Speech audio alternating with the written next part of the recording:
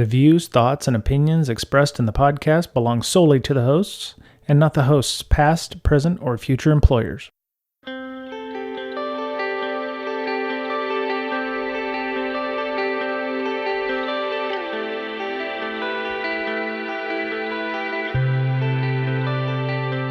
Hello, everybody. Welcome back. Welcome back, because I mean, it's been, well, for me, almost a month, and Miss Boleyn, definitely a month. Yes, for sure. Yay. Yeah. Yay. And this is, of course, Breaking Down Security. Mr. Betcher is playing Mr. Mom tonight, taking care of fam, so we're letting him have the week off. He'll be back next week. We're supposed to have an interview with Kim Crawley about her new book, so hopefully people will be able to join us for that. Miss Berlin, tell us a little bit about Hacker Summer Camp. It's been almost a month, but how was it? How was it? I don't even remember. It seems like forever ago. Are you sure it's not because you were blotto or whatever? No, only sometimes. Well, yeah. Oh, maybe. Good. Okay. There were a couple 5 a.m. mornings. Oh my. But yeah. No, it was good. I really liked that they required vaccinations and masks. That was nice. Excellent. Super small. I saw that. I saw some of the Twitter pictures. It was like the place where the hotel was. It was like, normally this place is completely full of people and you could actually see the floor, and which was also cool. I still getting used to being around more people, so I didn't spend a crazy amount of time on the strip. But it was working staff trying to take pictures was difficult because there just wasn't a lot. They did have some really cool new stuff that I had never seen before. They had an aerospace village, really, which was super neat. Yeah, so they had a couple new like niche villages that were really cool. Nice. They had a memorial for certain people that had passed over the last year. It was really neat. They super different though. I saw on Twitter that some people said it very much reminded them of some of the first couple years of DEF CON and Black Hat. It was more a bit more intimate, minus the masks, obviously, but yeah, it was a bit more intimate in that respect. Did you have a chance? I know you were working the mental health village. How did that go? Did you have a lot of good talks? We had some really good talks. I gave one of mine. We had some other people give some talks, and it was also interesting because it was in a different hotel. It was in Planet Hollywood. Because it was scheduled and like kind of organized last minute due to things. And it, started advertising it like maybe a week prior. We weren't on Hacker Tracker. We weren't on any of this stuff. So it was just because I can't plan an entire event in a week. That's almost impossible. But we drove again, right? So me and 4 other people from Ohio / Michigan. So we actually, the luggage hauler things that go in your hitch. I had to get one of those last minute because I didn't really realize how much space that luggage would take up, and I didn't know what car I was getting for rental. Right. So we were like the night before we were packing and quickly realized not everything was going to fit with everybody in the vehicle. Oh gosh, I have to put my headphones in, don't I? Everybody 1987 Yugo with 4 adults and yourself. Right. Plus, so we hooked that up. Treacherous roads on the way there. It goes without saying. You had to go through Missouri, so hopefully you didn't stop. On the way there, the bad part was Colorado because the mudslides had taken out one of the major highways after Denver. Oh my. Okay. And we had to go like through the mountains, and there were like active rock slides hitting cars. Jesus. And we were driving in the rain and the fog. It was a nightmare, man. Oh my God. All right. So while she's trying to find her headphones, we're a little out of it because it truly has been a month since we've seen one another. For those of you who've been listening to the podcast, you're like, well, it's only been a week. Mr. Betcher and we did a couple of shows before I went on vacation to Europe, which To be fair, when we'd had this trip planned for about 2 years, and of course last year it got cannexed because of something, some kind of little thing going on in the world. And so this year, they were kind enough to let Americans back into the European Union, and we had originally supposed to go to London, but sadly the UK couldn't figure their shit out, and we were worried about having to quarantine once we got back to Paris, because EU rules versus UK rules. So we ended up going to Rome, and it was very lovely. Country was lovely, and I fell in love with Positano and Pompeii. We went and visited them. I'm going to somebody had told me that this was a phrase that meant it was a beautiful country and that it's all lovely. What they say, bel paese, ma pui caldo del buco del culo di Satana. Apparently that means it's a lovely country and all lovely places. So I don't think that's what that means. No, I'm pretty sure. If you look that up, and I really hope somebody that listens speaks Italian. I hope that they don't, because I probably ruined that, and yeah. So I'll leave that in some show notes if people. Yeah, thank you. I was going to ask you if you would put those in the show notes, just so we can repeat it. Yeah. So we got to Rome, and it was like 40 C, which is like 104 Fahrenheit in the afternoon. So I did a lot of walking, tons of walking in the mornings. The one thing I loved about it was everybody was masked up. Nobody there were people who complained, but they were mostly Americans. Weird. And so. Yeah, we had to show our vaccination cards and our QR codes once we got our antigen tests. We took a flight up to Paris, Charles de Gaulle. We hung out there for a couple of days, and then took the TGV across to Bordeaux for our river cruise. And it was great. Everybody was real chill. We ended up with completely negative antigen tests and PCR tests the whole time. We had 50 people on our cruise. 30 of them were our cruise group that we normally go with, Cruise Trek. And everybody tested negatives. I mean, we had tour buses, and we had real, close quarters sometimes. But yeah, it was lovely, and got a lot of wine tastings. I don't remember several days. My poor liver's on vacation now because I'm no longer drinking. But nothing like a wine tasting at 9:30 in the morning to get that liver started. So that just sounds like a Tuesday to me. Oh my goodness. I dried out after summer camp. That's good. Had to. Yeah. AMA Waterways is a lovely river cruise group. If you're in the EU and you don't want to travel to America, because nobody does. They have Rhine and River and Seine. They're not a sponsor. It's just we've gone on them a lot. We know quite a few people who actually are crew members on those ships. So it's really cool to hang out with those folks, Valentino and Z and the cruise directors and stuff. So yeah, it was pretty awesome. And but yeah, I've taken 2 transatlantic flights, 2 domestic flights, a train. Had a car take us to the airport and back.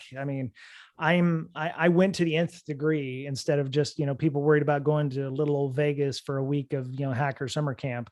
I did fucking Europe. So, and then of course, days after we get back, EU is kicking the US off the trusted list. So Good job, America. Yay, you. Fuckers. Anyway, so, but yeah, Mr. Betcher, like I said, is out this week. We're going to just do some news. Oh, InfoSec Campout went really well. Right. Yeah, I was going to say. I'm sorry. Miss Berlin is Miss Berlin's one of my officers. I came back from a transatlantic flight on the 26th, and then the very next day I got to camp out for 3 days. Yes. So that was a lot of fun. Was it relaxing though? I know vacation, I think a lot of times is so much work. right? Because there's so much prep and there's so much either travel or packing or whatever. And it can be kind of stressful sometimes, depending on what it is kind of stressful. Yeah. And knowing that you got to come back to whatever the hell is in your inbox. Yeah. I was worried about the weather because, it's an outdoor camping conference. So I was like, I was refreshing my, my Weather Underground in Bordeaux every day going, oh my God, it's going to rain on Friday. It's going to rain on Friday. Yeah. It did, but we had about 40 people show up, which was about what we had expected. A ton of campers, including pretty much everybody who goes to tour camp, which so they used our conference as kind of like a mini tour camp, which they're going to be doing theirs next year. But they brought a pizza oven, propane powered pizza oven. I say that 3 times fast, and cooked enough pizzas to feed everybody, it was great. Nice. Tour camp. You know what? I am hardly endorsing tour camp. If you can get a chance to go to either the San Diego component or the Seattle component, do so, because they're awesome people. Hikari and crew there.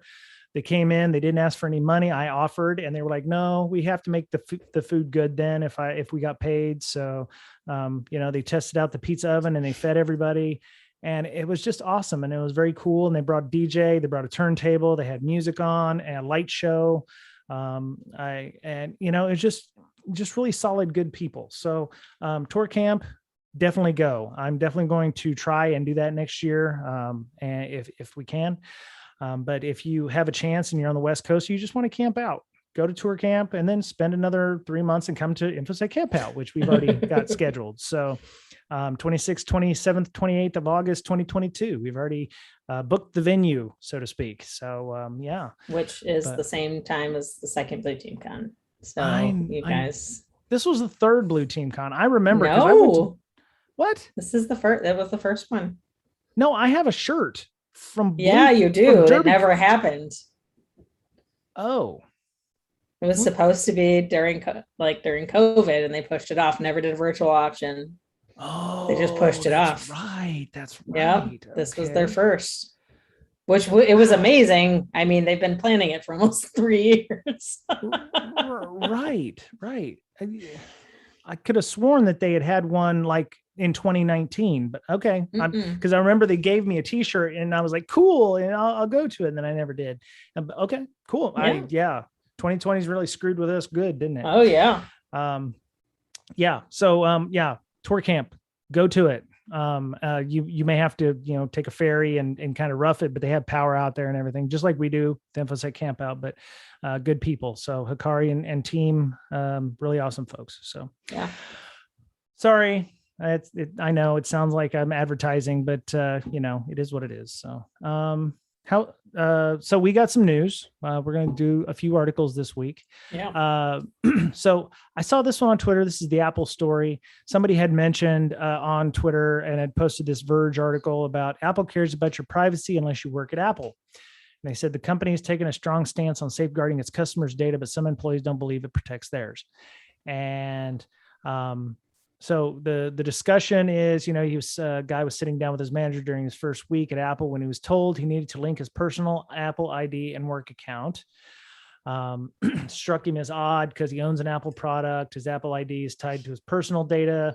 Now, see, this is a little different than what I had expected, but some people had mentioned on Twitter that, they were worried about the data. And, we hear about this a lot where people use their work laptops or whatever to surf the web, buy stuff. It's pretty much their personal laptop as well. I know Miss Berlin, before we did the podcast, she said she had opinions of this. I actually have opinions and stuff that's worked with me. What is your opinion on using a work laptop or work device for personal stuff and vice versa? So like in their specific story in this article, like they said the policy isn't negotiable and you have to link your personal account. So first question, which personal account? Like I would definitely, if I was going to work for Apple, create a brand new personal account that has 0 things tied to it, because there is no way I am tying my personal account with like an Apple work account. Like that sounds Yeah.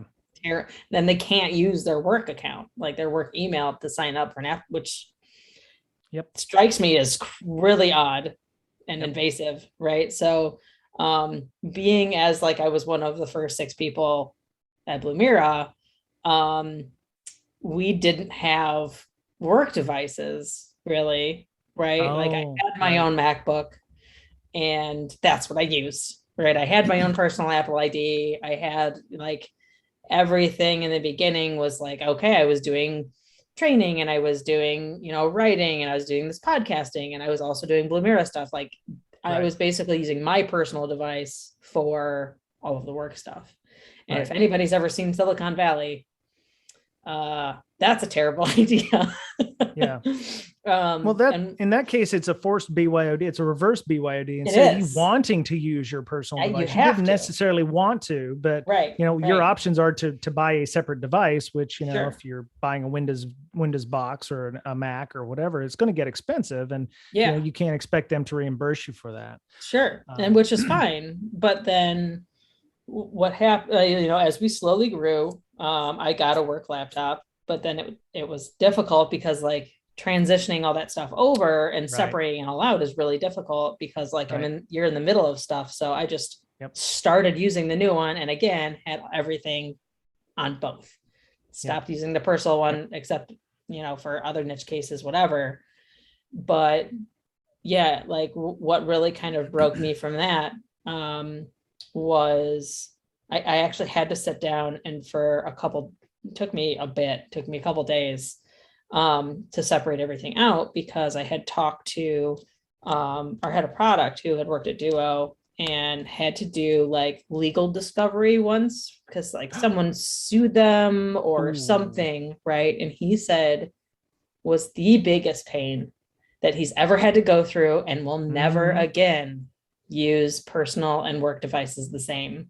I'm like, okay, then I may, and also like I had been ignoring like our sysadmin for weeks for the MDM software that I was supposed to be putting on, because I also wasn't going to put an MDM software on even the work device yet, just because it still had my personal Apple ID attached to it.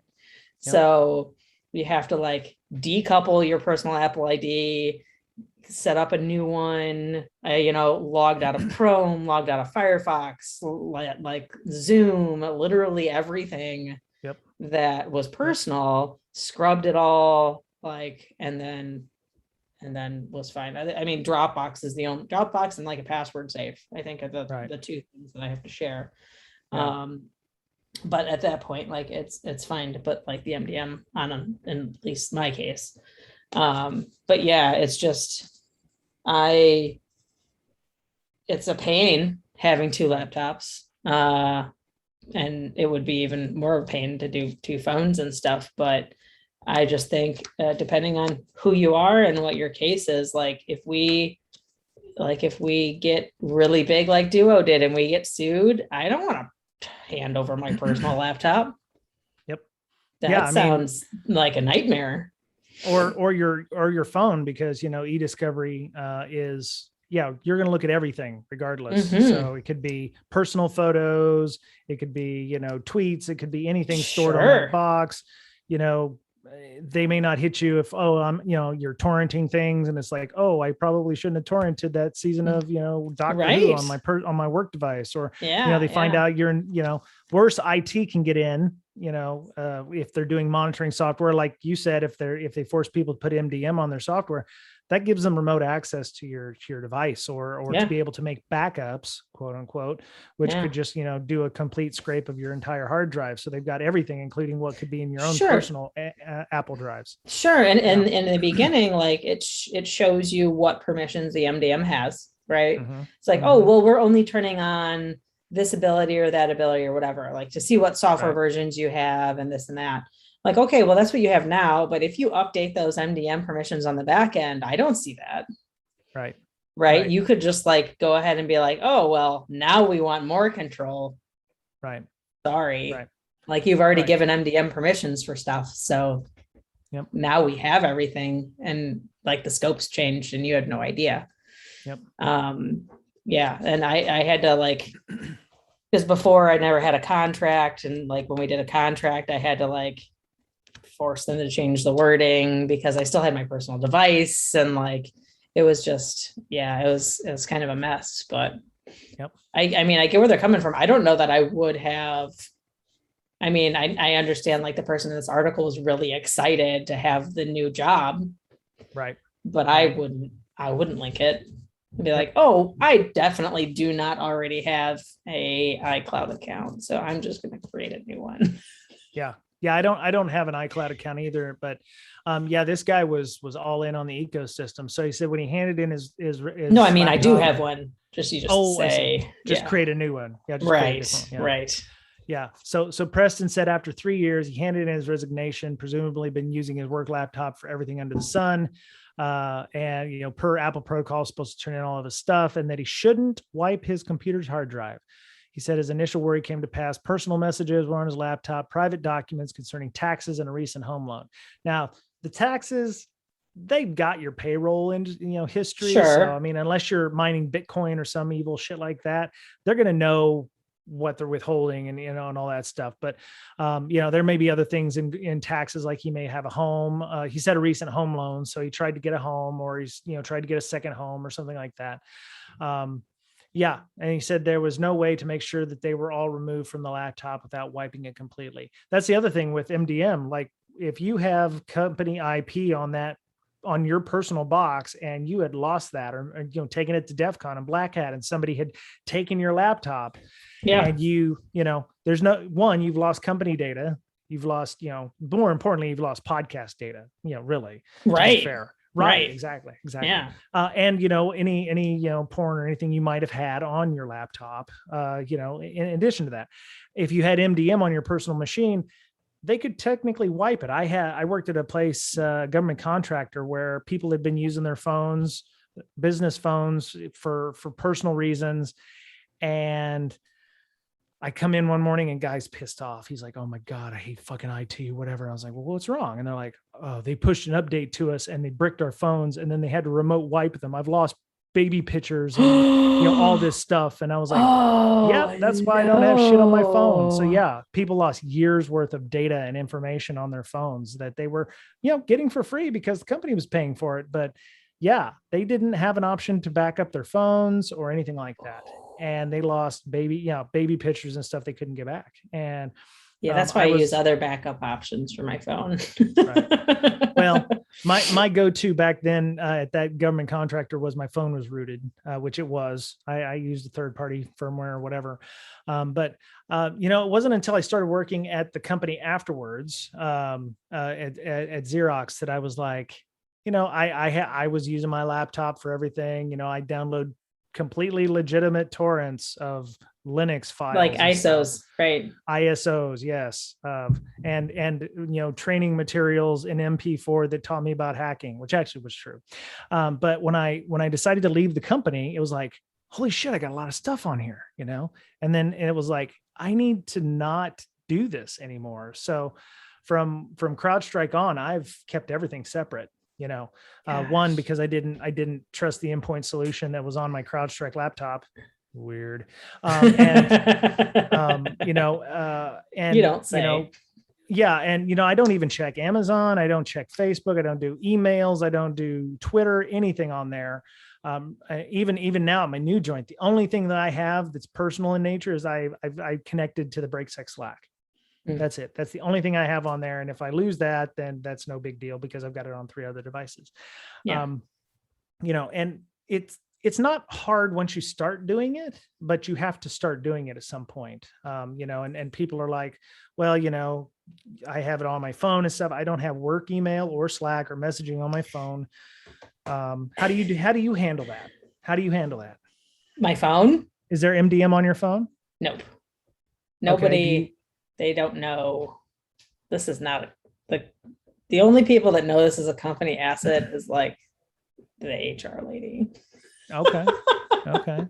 Let's not tell anybody else. Maybe I hope they don't listen to this. We'll see. It's okay. Nobody's listening. I don't know if anybody that I work with actually listens. So, yeah, this is I don't want to carry two phones. So I think I think the problem a lot of us have is we've always been in that position that's like, well, I'm the one controlling the MDM, Right. or I'm the person in charge of what this goes on, or I have to deal with the impact of something not having it, right? So like we kind of, I mean, at least me, I'm speaking for myself, feels like, I don't know, you want to be not included. Right. And Right. I'm like, I don't know, like, I know we're a security company and I'm like a security engineer and I don't know, I can handle it. Right. Yeah. My thing was, especially working at, CrowdStrike and them, it was like, I wanted to separate my work life. Cause I worked remote when I worked with CrowdStrike. The office, the studio that you see me in right now was the same place I worked at with CrowdStrike and Leviathan and them.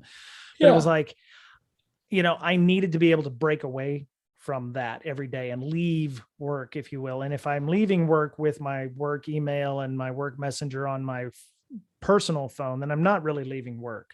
So I realized they were like, well, you need to at least put Okta on there so you can do like push to whatever. I was like, no, I'm good. So I decided that the only thing I needed was either an old phone that would only do Wi-Fi or an iPod Touch. And I would provision that with a legitimate build. I just wouldn't have a SIM card in it. So it would do, GPS or cellular data and connect it to the Wi-Fi network. And if I needed Octopush, it works over Wi-Fi. And if I was away from home and I got a text message from my boss saying, hey, at least check in, I would tether the phone that doesn't have a cellular connection to my, my phone. And then I would have internet connectivity to all my work stuff and I could turn it off. But what if you need a work number? I had Google Voice for a while that I could use for that. At the time, it was free to get. I don't know if it's free now, but I had an Austin number that I used that I still have. That once in a while I still get vendor calls from. Thank you, Rapid7.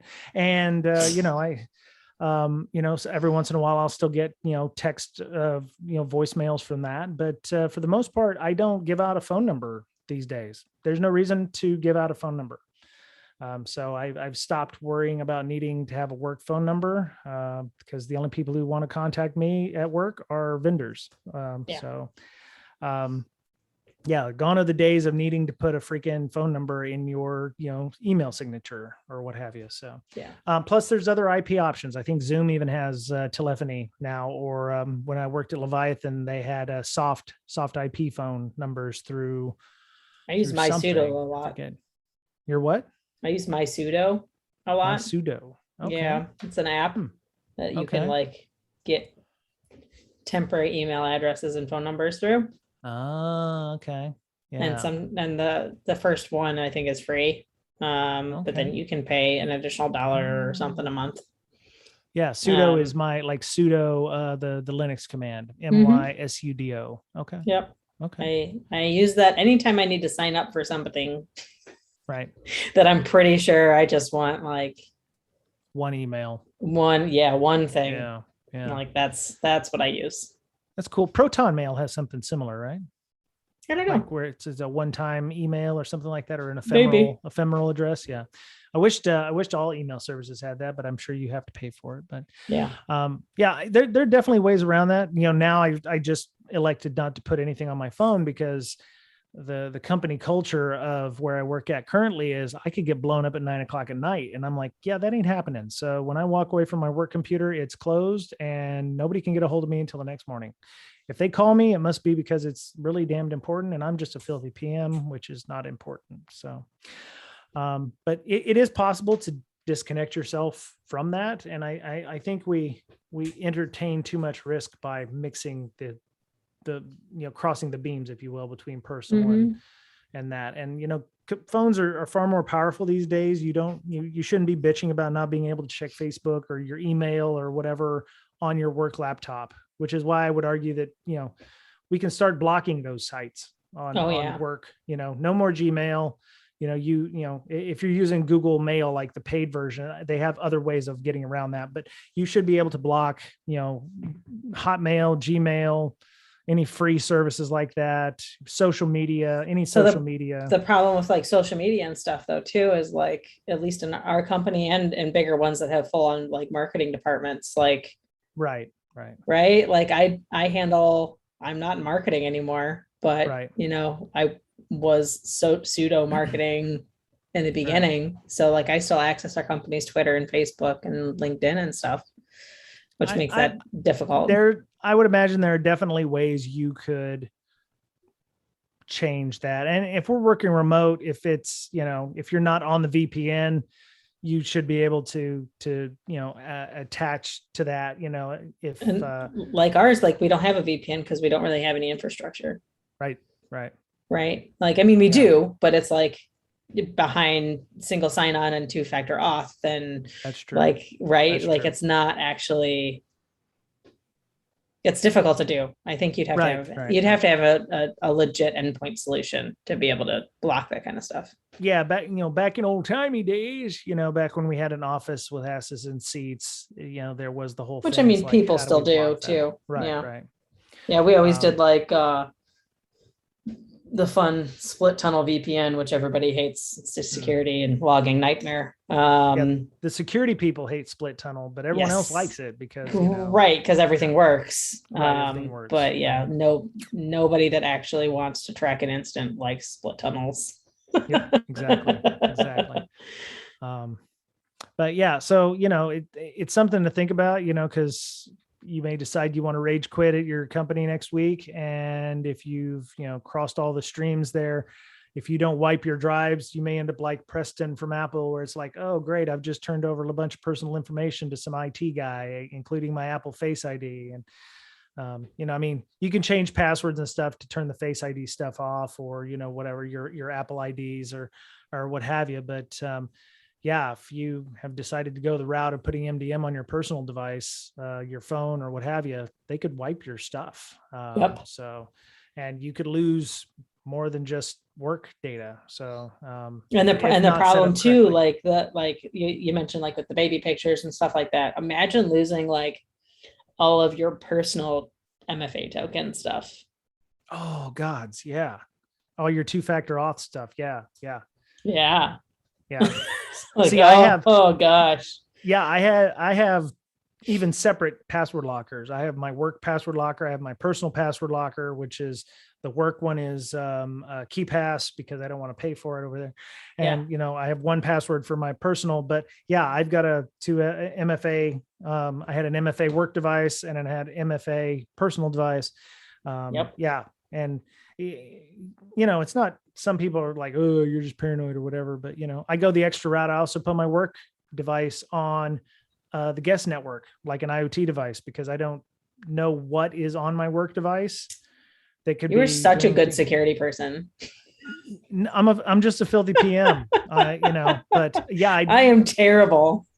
God knows what is on your work device that's interrogating your network. I think we saw a couple of news articles about people in, utter shock that endpoint security is, doing scans of your internal network or area, adjacent systems. You don't know what you've got running on those systems that are actually, interrogating your own home networks. So I treat it like an IoT device and just stick it in a guest network somewhere that nothing else touches. When I worked at Leviathan, I actually had an entirely separate network, Wi-Fi network that I would use. This one, I just, have it on the guest network for my Google Wi-Fi. But yeah, I mean, it may be paranoia and it may be like, oh, you're, but you never know. Yeah. You never know. And plus, if I isolate my work laptop from the rest of my personal, my personal home network, if I've downloaded something on the network that starts moving laterally, I have less of a chance of infecting my work laptop, which would then potentially infect my work assets or my, whatever zero trust trash that is, being ran by your networks. So just think about moving laterally on your home network. How easy would that be? I don't have any Windows boxes. Oh, well, look at you, Captain. I love Apple all the time over here. It's all Apple. It's all Apple and Linux. Like, I don't have. Wow, what's it like over in Perfect Town? There's no viruses on Apple and there Linux, aren't. So, I've never. You're so safe. Nope. Yeah, Captain of Perfect Town. Whatever. So, Good luck getting into my, iPhone, and yeah. I don't know. But I do have a million IoT devices, to be honest, and like all different brands. I'm not brand agnostic when it comes to just buying random stuff I want to put on my network. So That's cool. Yeah. I mean, I'm sure it's a dumpster fire, but I'm just like, as long as it's working, I don't care right now. Yeah, no, that makes sense. Yeah. And the other thing is my wife works for a fairly large organization as well. I work for another fairly large organization. Moving laterally in a network, and I would hate for things to jump ecosystems because a completely open network like that is causing issues. So I mean, I'm just surprised it doesn't happen more often. I'm just surprised it doesn't happen more often where Billy downloads Elf Bowling and infects 2 major organizations. Yeah, right. Or downloading something on your personal laptop, and then it's got that'll be got a news payload. story. That'll be a news story that we like. That's how SolarWinds happened. Right. Right. Or, how many people patched in their homes print Nightmare, for instance, and people still print at home. I'm ashamed. We do have a printer. I have printed. I think maybe that's why your risks are different than mine, right? Like that's true. You have to have Windows boxes at home. I do not. And I also don't need to print. I'll just print at Staples. Oh, wow. So you're going to you drive up to Staples to print out like one thing, or? Oh, I don't print out. Anytime I have to print, it's like thousands of copies. Okay. Yeah. I've or the library. I actually had to print one thing the other day. It was like a label or something for a UPS box. And I'm like, all right, where am I going to go? I can't make it all the way to town. Like it's closed or what? Like where am I going to print? And my mom's like, why don't you go to the library? That's genius. Yeah. Is it free? It was 10 cents. Oh, give them 20, give them a quarter time. I know. Right. Yeah. Like I completely forgot that library printing was a thing. Yeah. Yeah, that's pretty cool.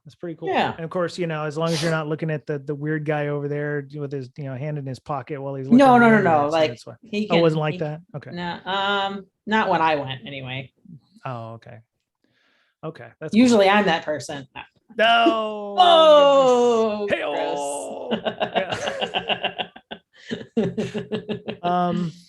I think we only have one other article, but it was about an NPM package, again, with the supply chain stuff. Actually, there was a couple here. Just before we went to air here, they have I thought they spelled it wrong, but it was the brack tooth. I thought it was break tooth. I was like, they must have spelled wrong. I'm still calling it break tooth. I think that's what they were going for. Sweet. Yes, I love break tooth. Yeah. I thought you named it. Cool. No, I wish I could have found that. That would have been cool. I would have something to talk about. But yeah, there's an NPM package called Pack Resolver, has a severe remote code exec flaw, 3 billion weekly downloads, extending this vulnerability to Node.js applications requiring the open source dependency.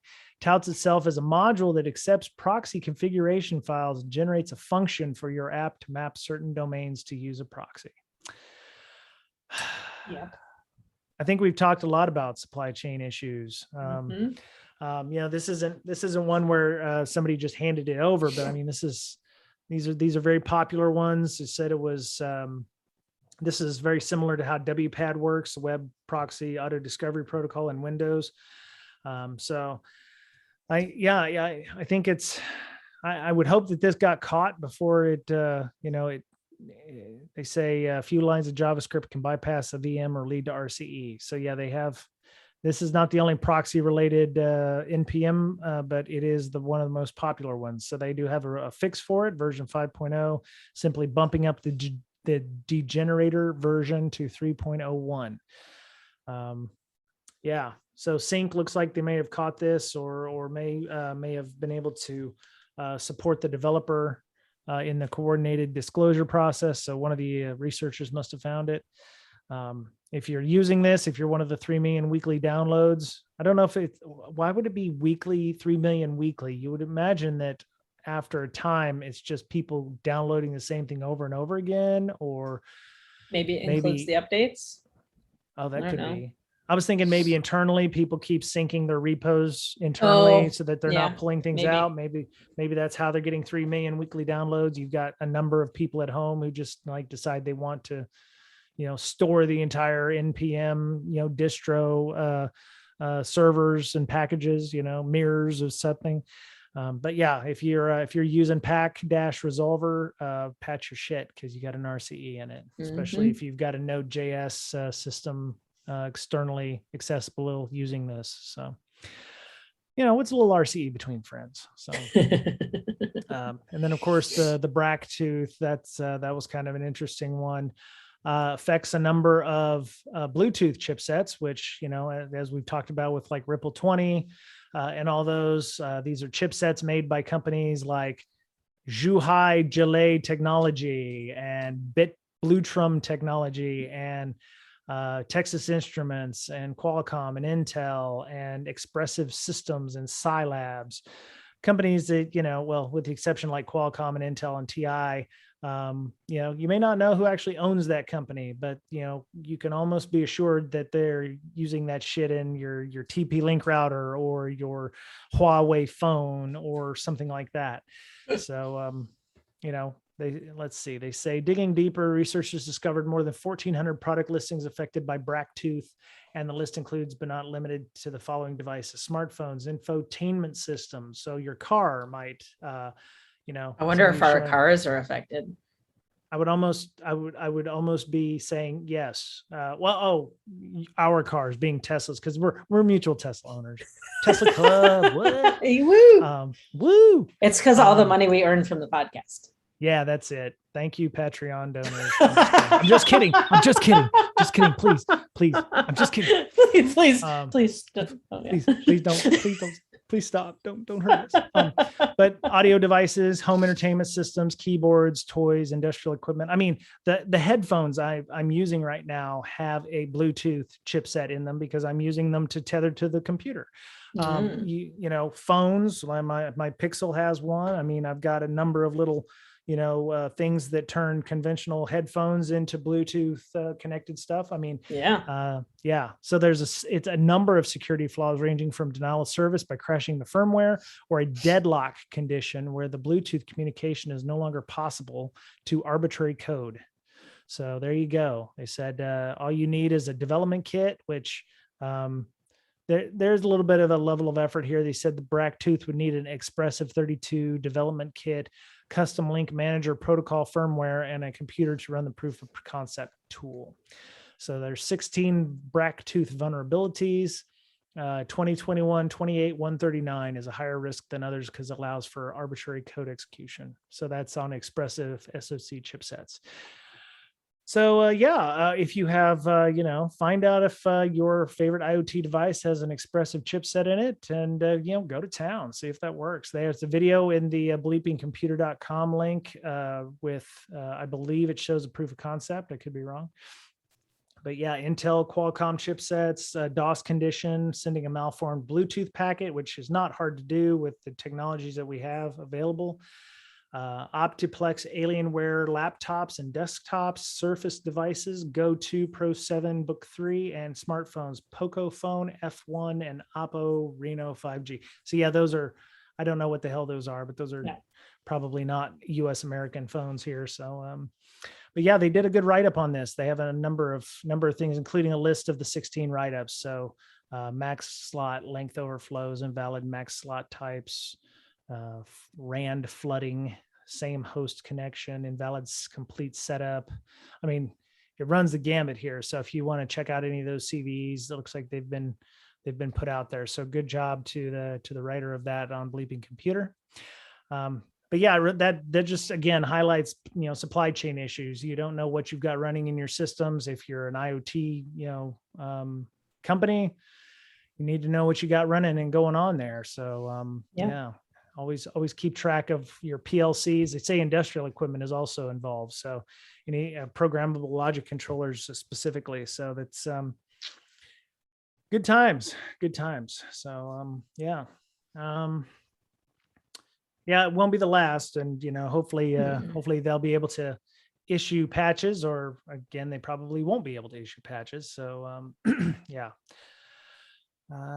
JBL. Okay. So yeah, they show the different dev kits as well. So there's a laptop Forge 15-R, Xiaomi, XIOAMI. So it's a phone type issue. So JBL Tune 500 BT. So Harman International. So like Harman Kardon, the speaker systems. So maybe some Bluetooth speakers are also busted. Yeah. All right. Well, I think we've talked enough. I hope everybody found this enjoyable. Ms. Berlin, you've got a lot going on. Less going on now. They're like, really? Yeah, they're like canceling stuff now. Oh, again, because of fucking Delta or whatever. Yeah.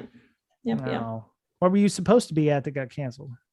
Well, this Hacking Fest just went all virtual. I had just booked tickets for there. Secure WV is not even doing a virtual option now. A couple other ones. Shit. Well, we thought about doing a virtual component for our conference for about 2 seconds, and then I realized I don't want to be sitting in a campsite. It's so much work to manage a Discord. Yeah. So I don't blame you. That didn't work out. That also, well you know how like at my last house we had the trains as like a podcast bingo item. Right. Did you hear the horn going, or was it not loud enough? I did not hear that. You didn't. Okay. So there is somebody that has a legit train horn down the street from me. Last year when I moved here, I thought I was going crazy because I had just replaced my thermostat earlier in the day. Okay. And like towards the end of the day, there was just a very loud noise.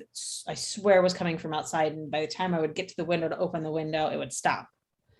Okay. Turns out this guy with the train horn will blow it every time Ohio State scores. Oh, goddamn. Classic. Which is so classic. Super obnoxious. So they must be playing tonight because that was the third time while on the podcast I could hear the train horn. What sport? Because football. College football hasn't started yet, has it? That is the only way I would know it started was because of the train horn. Yeah, I was gonna say usually college football's on like Saturdays and stuff. It's in quarter 3 right now. Oh, fucking hell. All right. Well, yeah. I'm sorry you live in 24-21 against the Minnesota Gophers. Let's hope the Gophers win. Okay. You could put on like some ninja costume and kind of maybe, go over and liberate the horn. Nope.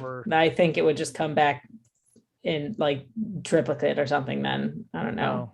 Maybe you could give it a gopher sock or something, just shove it in there or something. I don't know. Yeah. I'm sorry you live near Ohio State. So, well, we probably just lost some listeners when I said that, but whatever. Yeah, it's interesting. So they're canceling things. I was actually I booked a flight to San Diego at the beginning of October to see a friend of mine. I'm hoping that they're not going to start curtailing flights, at least domestically. I was really hoping to go to San Diego for Christmas. So San Diego is fucking lovely around Christmas time. It's like, my brother just moved back. So, and Michael's in Yuma still. So I wanted to go kind of out there. Yeah. That's too bad. Yeah, there's a lot of good security people in San Diego as well. I found out Miss Cinders and Ash, a couple of other folks, and they do B-Sides San Diego as well, which I had hoped to go to in December. I don't know what's going to happen to that, but yeah. All right. Well, also, you said there's. Go ahead. I was going to say one more thing about Blue Team Con is I had 2 people come up to me and tell me that the podcast got them into security. Shut the fuck up. Yeah, it was super sweet. Super sweet. Wow. Like, we've been listening for years. And, I started listening like 3 years ago. And that's what got me into security. I'm like, aw, it makes me so happy. How long have you been on the show? About 3 years now. It's been more than that, I think. No, actually, I think it's probably been close to 3, maybe 4 years. But yeah. Yeah, at least 4. That's fine. If you're inspiring, Miss Berlin, you're a very inspiring person. Anyway, so you said you have less to do now because things have started to become canceled. What are those things that you do for a living that inspire people to join and be in security? I don't know anymore. No, lately I've been doing a lot of process. Okay. Is also a part of what we have to do, right? But we switched over and started doing our detection planning and everything in sprints. Okay. Very cool. To align with our engineering, which is more fun than I thought it was going to be honest. Okay. And I feel very dirty saying that I now kind of enjoy JIRA sprints. But it works out well for our team. So that might be a future show to talk about. As an Agile Scrum manager and product owner myself, that might be something cool. All right. Well, tell us about Mental Health Hackers. What does that organization do for the industry? Yeah. So recently we've actually been talking about doing more. So we scheduled another Hackers Who Paint night. Okay. So if anybody's interested, you can go sign up for that now. Cool. And I think it's in November, mid-November.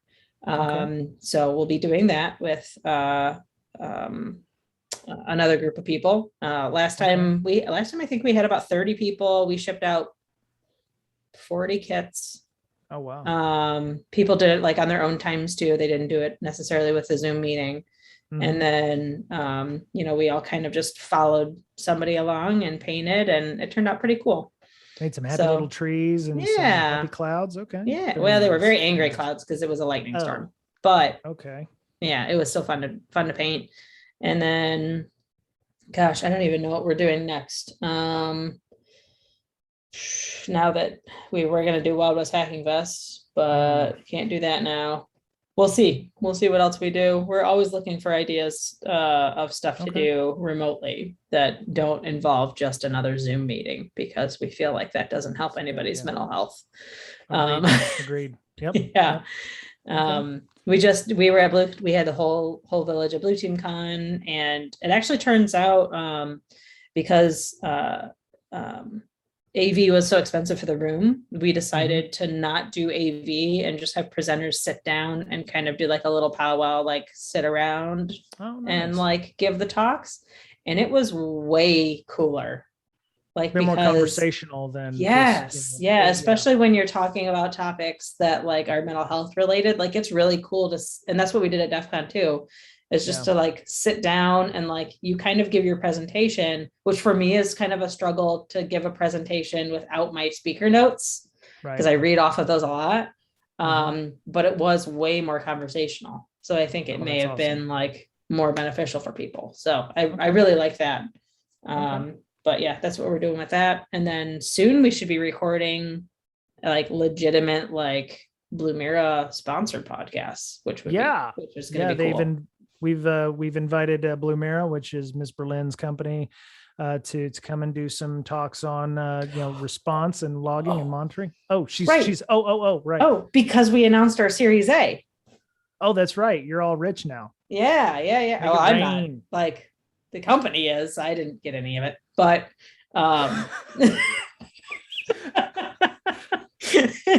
wait, what's that pile of $1 bills back there? Yeah. No, I've not gotten any of it yet, but we announced it 10.3 million or 10.5 million or something like that. Yeah. Super exciting. Cool. Excellent. All right. So if people have ideas about the mental health stuff, how would they get a hold of you as you took a drink? As I took a drink, they can reach us at Hackers Health on Twitter or info@mentalhealthhackers.org. Okay, and you're doing the tabletop stuff as well? The tabletop? Yeah, we opened it up for companies. So Jeremy and I started an LLC doing tabletops and playbook creation, and like the whole gamification of that. So we're doing it for a company called 9 Star out of Indiana. And they opened it they're like an ISP kind of. So they opened it up to like their customers. Right. So it's a lot of like sysadmin, help desk people, not exactly C-levels, but maybe security directors, like a lot of small to medium-sized businesses to come for a day and do playbook development. Oh, that's very cool. Yeah. So we're going to do that for full 8 hours. It follows the game design of something very similar, clerics and caverns, or barbarians and like bushes Pathfinders. or something like that. Right. Like guy. No, don't say that one. No, I can say that. I think I can say that one. No, I don't know. I don't. I think I'm positive. Maybe. I'm positive I can say that one. Are you sure? There's a very popular TV show that says that word. The gnomes and alleys also doesn't say the other word. Okay. That starts with the 4th letter of the alphabet. Right. Yeah. Dungeons and Dragons. Shit. Anyway, so it follows that. I think you've got like a set of dice, like D20s and D10s and D6s and stuff, and you take on rolls. So that's very cool. Super so fun. If people wanted to do something for their company with you, how would they find you on Twitter? So I would say the easiest way for that is at InfoSystir, INFOSYSTIR. If you want the really long and complicated, not a shell company domain name, it is info@cybersecurityconference.training. Okay. So if you want to play some Deserts and Dwarves or something like that, then come on by. So, right. Yeah. Mr. Betcher he's the sole developer of LogMD, which is a tool used in forensics and setting up logging on your Windows boxes. You can find him at log-md.com. You can also find him on Twitter at BetcherPwned, BoettCherPwned. You can find myself on Twitter. I'm at Brian Brake, BryanBrake. You can follow next year's InfoSec Campout by following us on Twitter at InfoSec Campout, 26, 28 August, 2022. We've already got the venue. We've already booked it. We're looking for sponsors if people want to help out with that. Giving the money would be to a nonprofit, which is I'm the president, and Ms. Berlin is one of the officers of the InfoSec Education Foundation. You can follow us on Twitter there at infosec_edufo. That's the only way I could get it all to fit in one Twitter handle. InfoSec Education Foundation was too long, apparently. Yeah. And you can also follow the podcast at Brakesec, BRAKESEC.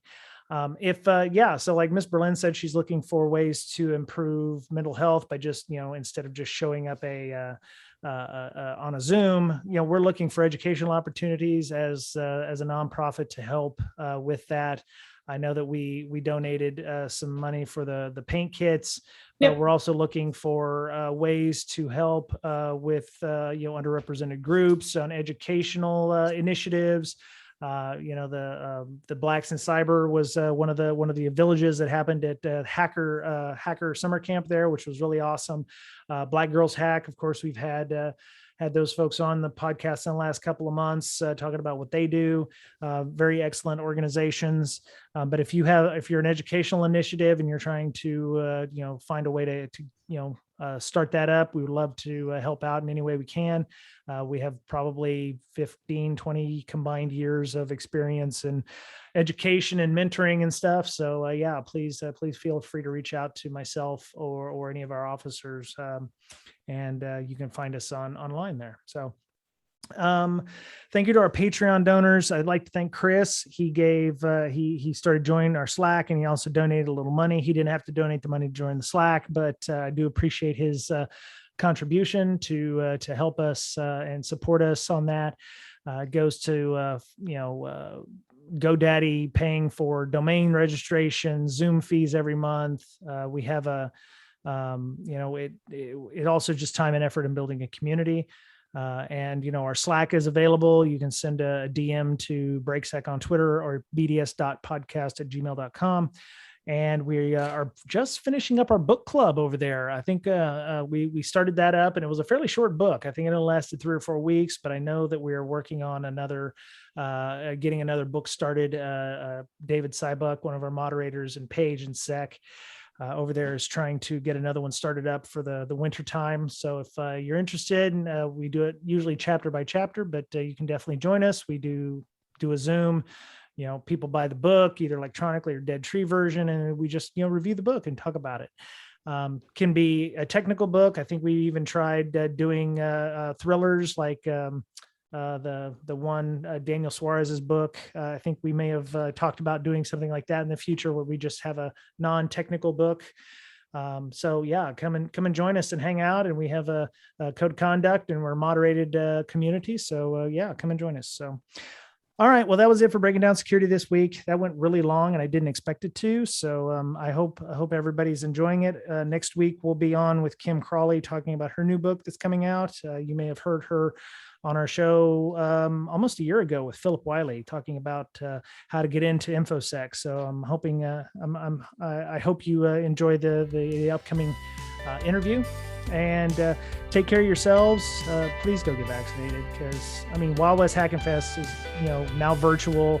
We've got conferences that are getting canceled because people just are being irresponsible. So please go out and get vaccinated. Wear your fucking masks. Wash your hands, you damn nasties. And when all else fails, take care of yourself as well, because you're the only you have. And we'll talk to you again soon. Bye.